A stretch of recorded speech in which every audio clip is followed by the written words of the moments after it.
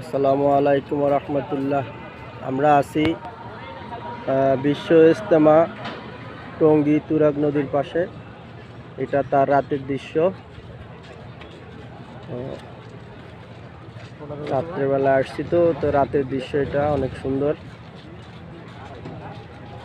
এই যে দেখেন, দিনে আসতে পারি নাই, তাই আপনাদের সাথে শেয়ারও করতে পারি নাই।